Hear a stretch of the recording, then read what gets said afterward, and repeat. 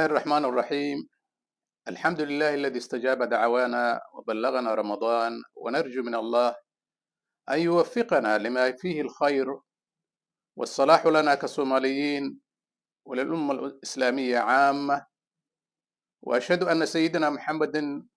صلوات الله وسلامه عليه خاتم الأنبياء والرسل، وعلى آله وأصحابه ومن تبعهم بإحسان إلى يوم الدين. ولا ليال maadaama allah subxaanahu watacaala uu ina soo gaarsiiyey tobankii ugu dambeeyey ee bisha ramadaan ee barakeysan dhowaan aynu gelayno, waxaa muhiim ah marka in aynu ka faa'iidaysano waqtiga,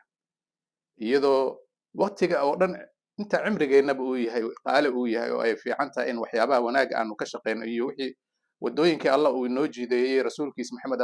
salaamullahi caleyh fariimihii uu noogu soo dhiibay in ay inkastoo ay wanaagsan tahay haddana bisha ramadaan uguma jirto, waayo waa bil acmaasha allah subxaanahu watacaala uu noo laba jibaarayo iyo wax ka badanba intaas, oo ay kusii jirto waliba leylatulqadr oo ah habeen ka khayr badan kun habeen. haddaba maanta walaalayaal waxaan u soo galay in aan xoogaha yar ka iraahdo ama aan kasoo yar halqaafo leylatulqadr waxa ay tahay. kelmaddaas oo ama weydhaas leylatulqadr waxay ka koobantaa laba qaybood, leyla iyo alqadr.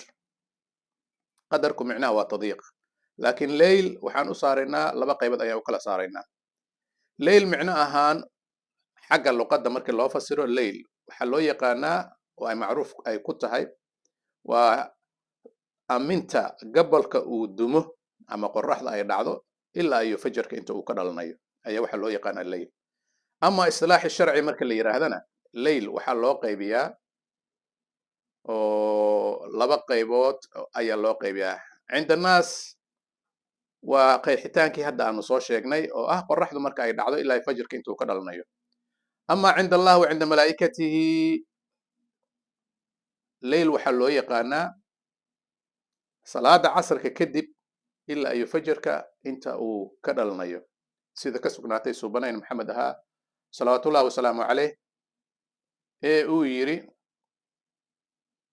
waxaa jirta malaa'ig isu kiin bedelaysa,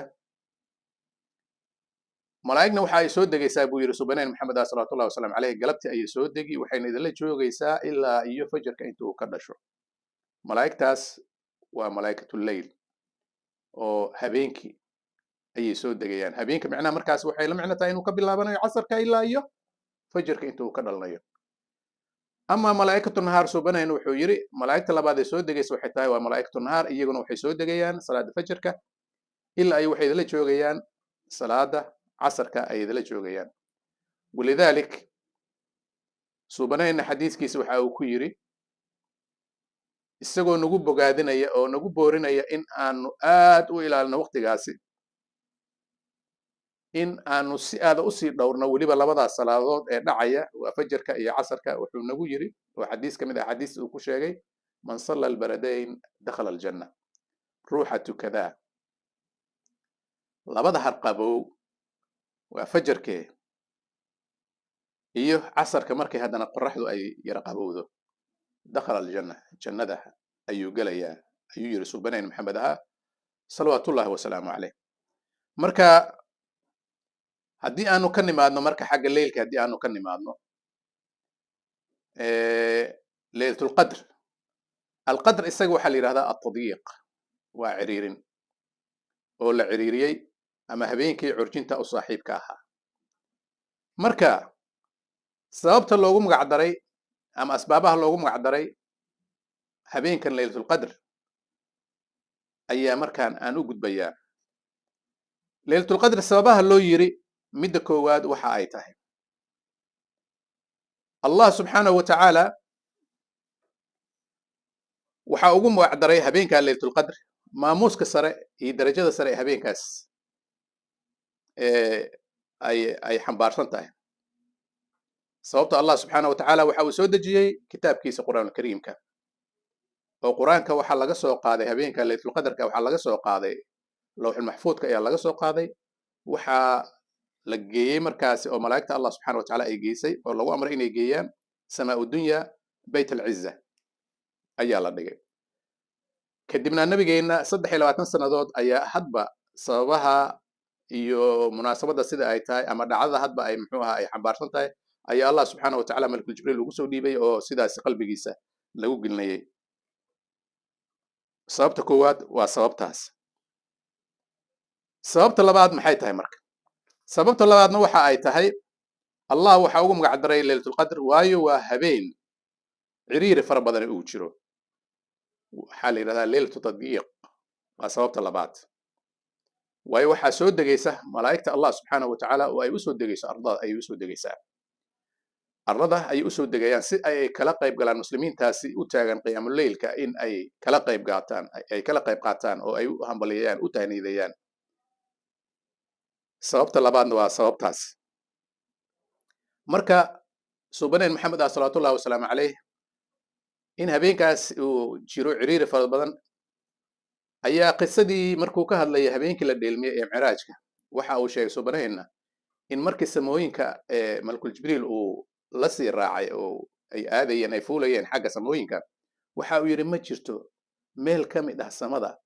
oo aad ka helayso meel bannaan aad ka helayso. wuxuu yidhi 4 farood xitaa waxaad arkaysaa, 4 farood in lagu qiyaasay muxuu ahaa bed ah, waxaad arkaysaa malag taagan oo rukuucaya ama sujuudaya. marka maxaad u malaysaa marka habeenka malaa'igta allah subxaana wa tacaala haddii ay usoo degto dhulka, ay usoo wada degaan, la soo dejiyo, ciriiriga jiraya ama curjinta dhacaysa, maxaad u malaynaysaa marka? marka sidaasaa loo yiri. marka waa sababta labaad ee laylatulqadr, sidaasaa loo yiri, malaa'igtaa soo degaysa iyo ciriiriga faraha badan habeenka dhacaya. sababta saddexaadna maxay tahay marka? sababta saddexaad ee laylatulqadr loo yiri waxa ay tahay ahlul cilmiga ayaa waxaa laga qariyay habeenkaasi waqtiga uu dhacayo ama xilliga uu dhacayo. marka sababta saddexaadna taasi ayay noqonaysaa oo ahlu cilmiga ayaa allah subxaanahu wa tacaala waxa uu ka qariyay habeenka laylatulqadrka ah iyo waqtiga uu dhacayo, allah subxaanahu wa tacaala uu ka qariyay. sababta afaraadna waxa ay tahay habeenkan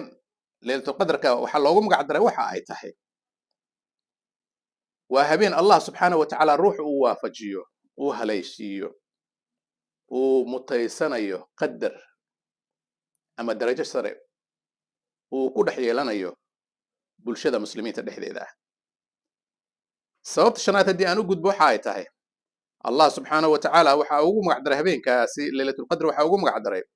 sababta oo habeenka la qadarayo oo allah subxaanahu wa tacaala uu xukminayo dhimashada inta dhimanaysa, shar iyo khayr, wax kasta oo dhacaya sanadka, nolosha inta noolaalay aadami ah ama dad iyo dunyaba inta noolaanaysa, waa habeenka allah subxaanahu wa tacaala uu qadarayo. allah subxaanahu wa tacaala mika'iil ayuu u yeerayaa habeenkaas oo ah malaga qaabilsan arsaaqda, wuxuuna siinayaa markaa qorshaha risaqa iyo qaabka uu fulinayo, oo ay helayaan waxa nool iyo waxa noolayn ee dhalan doona intaba. allah subxaanahu wa tacaala waxaa sidoo kale malakul mawt uu ku amrayaa habeenka isaga ah iyo malaa'igta la shaqaysa howlaha la xiriira geerida, oo waxaa la qadarayaa inta ay ku imaanayso geerida, ay ku imaanayso ama dhimashada ay ku imaanayso sanadkaas ayuu allah subxaanahu wa tacaala uu qadarayaa. sidoo kale allah subxaanahu wa tacaala waxa uu qadarayaa arwaaxda malaa'igta qaabilsan, arwaaxda inay gaarsiiso jasadka waxa nool iyo waxa jasadka dadka aadamiga ah iyo dunyada intaba inta dhalanaysa, riximka muxuu ahaa arxaamta la gaarsiinayo. allah subxaanahu wa tacaala waxa uu qadarayaa sidoo kale arwaaxda ee malaa'igtu ay gaarsiinayso jasadka aadamiga iyo dunyada intaba, si markaasi muxuu ahaa inta dhalanaysa markaasi allah subxaanahu wa tacaala uu u qadaro. sidoo kale allah subxaanahu wa tacaala habeenkaasi sababaha loogu magac daray laylatulqadr waxa ay tahay, oo sababta ugu dambaysa ee sababta lixaad waxa ay tahay waa habeen ka khayr badan habeenada allah subxaanahu wa tacaala oo dhan. sidoo kale waa habeenka allah subxaanahu wa tacaala ee uu siiyey rasuulkeena maxamed ah salawaatullahi wasalaamu caleyh oo rususha midka ugu fadliga badan ah. waxaa sidoo kale habeenka sababta uu ku matay magacaasi ay tahay allah subxaanahu wa tacaala waxa uu soo dejiyey kitaabkiisa qur'aan kariimka oo ah kutubada laga soo dejiyey xagga samada, kutubta samaawiga kitaabka ugu fadli badan. sidoo kale waa habeenka kitaabkaas isaga ahi lagu soo dejiyey ummadaha ugu khayrka badan, ummadaha allah subxaanahu wa tacaala uu dhaxal siiyey dhulka ama arlada uu dhaxal siiyey oo ah ummadeena ummad maxamed salawaatullahi wasalaamu caleyh ee allah subxaanahu wa tacaala kitaabkiisa uu ku sheegay kuntum khayra ummatin ukhrijat linnaas ta'muruuna bilmacruuf wa tanhawna cani lmunkar. allah subxaanahu wa tacaala uu ku sheegay. haddaba haddii aanu ka nimaadno asbaabaha oo aanu soo sheegnay qeexidii, waxaa noo haray markaa astaamaha lagu garto habeenka leylatulqadarka. leylatulqadarka habeen astaamaha lagu garto waxaa ka mid ah habeenku waa habeen aad muxuu ahaa samadu ay iftiin badan tahay oo wax ceeryaamo ah ama wax daruuro ah waxba aanay lahayn. waa habeen aad u iftiin badan. midda xigta habeenka waxaa lagu gartaa in uu da'o roob yar ama roob fara badan. micnaha habeenkaasi waxaa da'aya roob ama ha badnaado ama ha yaraado ayaan ula jeedaa. sidoo kale habeenkaasi waxaa allah subxaanahu wa tacaala uu xirxirayaa shayaadiinta, iyadoo shayaadiinta la xirxirayo bisha ramadaan ee barakaysan sida nabigeena uu ku sheegay axaadiistiisa uu ku sheegay ee ka sugnaatay. haddana habeenka dhaqaaq oo dhan ayaa laga joojinaya, wax dhaqaaq ah ma jiro, shayaadiin dhaqaaqaysa ma ay jirto. marka astaamaha lagu garto habeenkaasi astaamaha ayaa ka mid ah. waxaa kaloo ka mid ah xidigaha yaryaree hadda aan arkaynin ee aan inoo muuqanayn ee u baahan marka aan rabno inaan eegno bikaaco iyo waxyaabahaas in aan u adeegsano ayaa habeenkaas waxay u muuqanayaan sida dayaxii oo kale kugu muuqanayaan. subxaan allah. marka waa astaamaha lagu garto leylatulqadarka ee iyagu dhacaya habeenkii. waxaa jirta marka astaan dhacaysa iyadana subaxi. habeenka leylatulqadarka subaxiisa ayaa dhacaysa. astaantaas maxay tahay? astaantaas waxa ay tahay qoraxda maalinta ee leylatulqadarka ee subaxa qoraxda dhalanaysa waxaad u arkaysaa si toos ah ayuu qofka bini aadamka markuu eego u arkayaa. hadduu midabkeedu huruudi yahay si toos ayuu arkayaa, hadduu caddaan yahayna si toos ayuu arkayaa. waayo allah subxaanahu wa tacaala waxaa maalintaasi la qariyey ilayskii ka imanayay qoraxda ama shucaacii ka imanayay qoraxda ayuu allah subxaanahu wa tacaala ayuu maalintaasi qaranayaa. marka wixii kulkii iyo ilayskii ka soo baxay qoraxda indhaha dhibayay ee marka qoraxdaada si saadan u arkayn ayaa maalintaasi ma muuqanayo. sababta aan u muuqanayn maxay tahay? sababta aan u muuqanayn waxa ay tahay allah subxaanahu wa tacaala acmaashii dadka mu'miniinta ah ee khayrka badneed habeenkaas ay sameeyeen nuurkooda ayaa waxa uu usii baxaya xagga samada loo qaadaya. marka nuurkaasi wuxuu asiibayaa marka ilayskii qoraxda, marka ilayskii qoraxda halkaasuu ku lumaya. sidoo kale malaa'igtii allah subxaanahu wa tacaala iyagoo u soo degay arlada ayaa iyaguna nuurkooda iyo nuurkii acmaasha dadka mu'miniinta ay sameeyeen habeenkaasi ee ka baxay labada iftiin marka la isu geeyo ayaa waxa ay qarinayaan ilayskii iyo shucaacii ka imaanayay qoraxda ee marka aad rabto si saan inaad u eegto qoraxda aanay ku suurtagelin ayaa subaxaasi meeshaasi muxuu ahaa effect garaynaya oo asiibaya. saa darteed qoraxda waxay kugu muuqanaysaa si toos ah ayay kugu muuqanaysaa. waa astaanta subxii lagu garto. sababtoo ah waxaa ka sugnaatay subaneen maxamed salawaatullahi wasalaamu caleyh in maalinta qiyaamaha ee siraadka marka la marayo in naarta jahannama ay hadlayso ay leedahay marka mu'miniinta ay marayaan war mu'min yahow iga leexo iga dhaqso ii dhaaf ay leedahay. sababta maxay tahay? waxay leedahay ifka kaa baxaya ee nuurka kaa baxaya waxa uu baktiyey ololka iga baxayay ayuu baktiyey, marka dhaqso ii dhaaf ay leedahay. marka naarta jahannama meesha ay muxuu ahaa ay ka cudubilaystay maxaad u malaynaysaa? micnaha khayrkii aad samaysay habeenkaas ilaahay uu ku waafajiyey iyo wanaagii aad la timid iftiinkii ka baxayey ayaa wuxuu allah waxa uu yeeshay awooddaasoo muxuu allah subxaana wa tacaala xitaa ay ka qaylsiisay muxuu ahaa naarta jahannam ay la qaylinayso marka waa mucjiso marka hala dadaalo insha allahu tacaala waxaa marka intaa marka aan kaga nimaadno calaamadaha habeenkaas lagu garto markaan kaga nimaadno halkaas ayaa markana waxaan u gelaynaa waqtiga leylatu qadarka uu dhacayo ama xadadaada waxa ay culimmadu ka yiraahdeen culimmada qaarkood waxa ay ku fasireen waxay yiraahdeen leylatu qadarka waxa uu dhacayaa tobanka ugu dambaysa bisha ramadaan ee barakaysan laga bilaabo 20ka 21ka 23ka 24ka 25ka 26ka marka habeenadaas ayuu dhacayaa culimmada qaarkoodna waxay yiraahdeen mayo waxay soo galaysaa habeenada ay tiradoodu ay tahay muxuu ahaa watarka ay tahay ama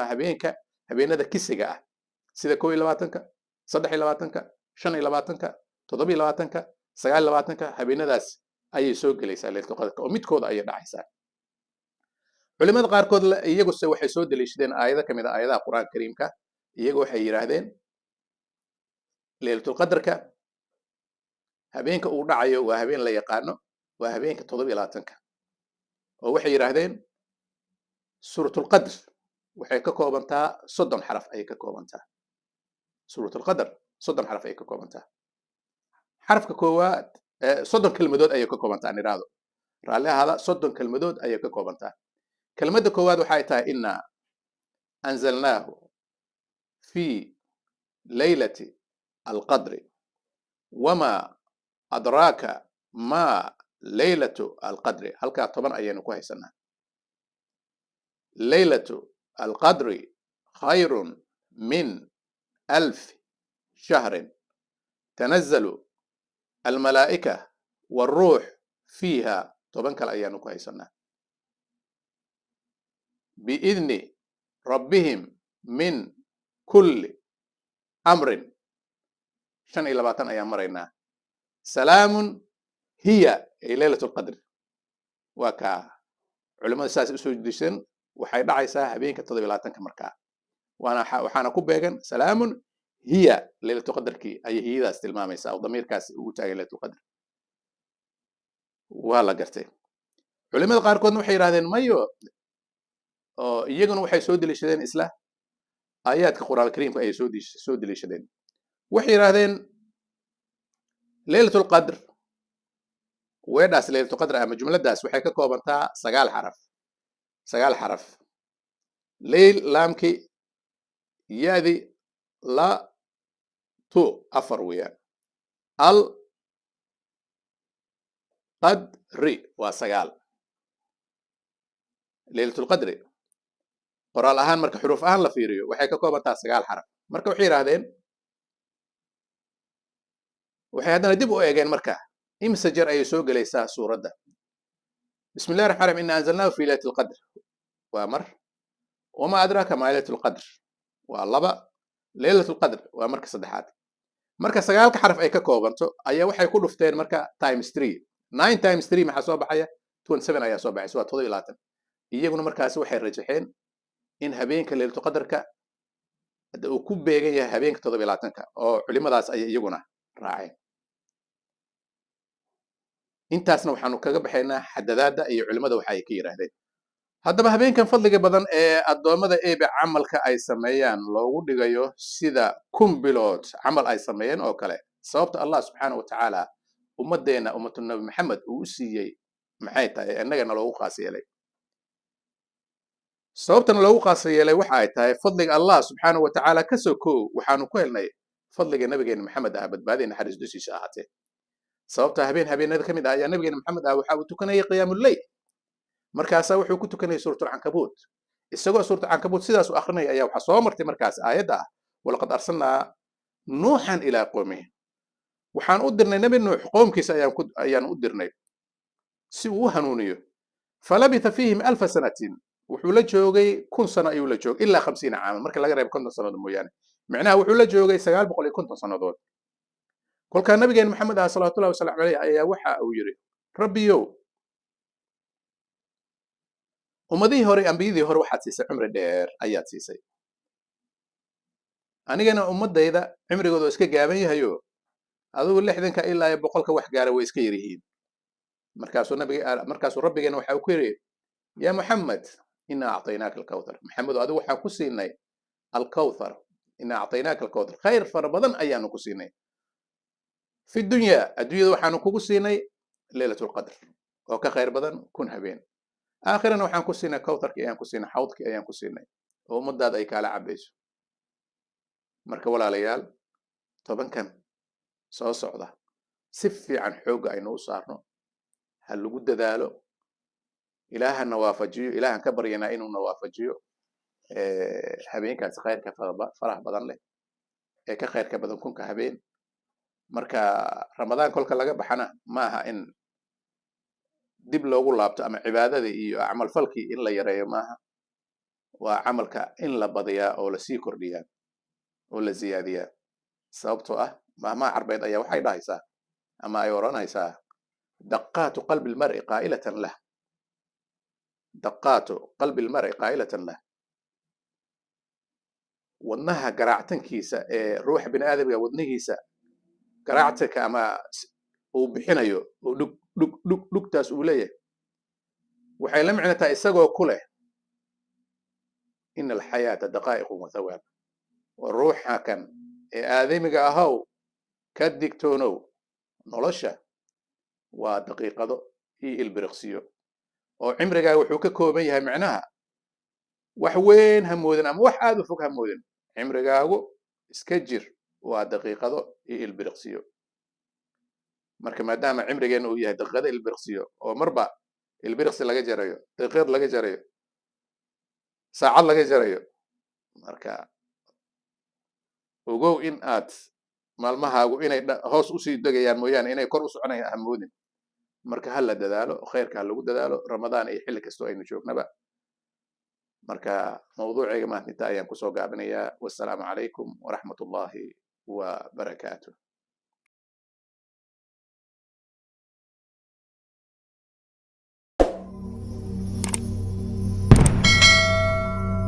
But Green Media.